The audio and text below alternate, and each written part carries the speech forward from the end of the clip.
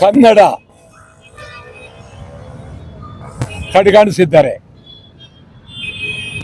ಕನ್ನಡದ ಎಲ್ಲ ರಂಗದಲ್ಲೂ ಕನ್ನಡವನ್ನ ಕಡೆಗಣಿಸಿದ್ದಾರೆ.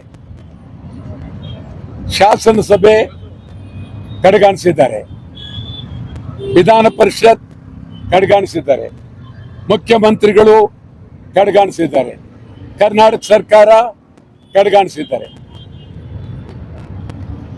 ಬಹಳ ಪ್ರಮುಖವಾಗಿ ಈ ರಾಜ್ಯದಲ್ಲಿ ಪ್ರಜಾಪ್ರಭುತ್ವ ಉಳಿಸಬೇಕಾಗಿದೆ. ಸಿದ್ದರಾಮಯ್ಯನವರ ಸರ್ಕಾರ ಏನೋ ಎಡವಟ್ಟು ಮಾಡ್ತಾ ಇದ್ದಾರೆ, ಸರಿಯಲ್ಲ. ಮಾಧ್ಯಮದವರನ್ನ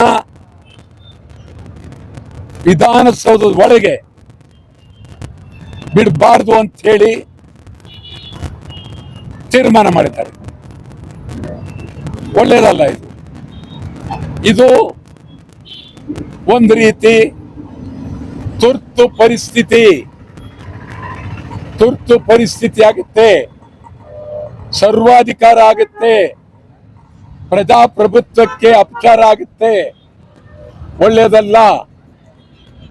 ಒಳ್ಳೆಯದಲ್ಲ ಸಿದ್ದರಾಮಯ್ಯನವರೇ.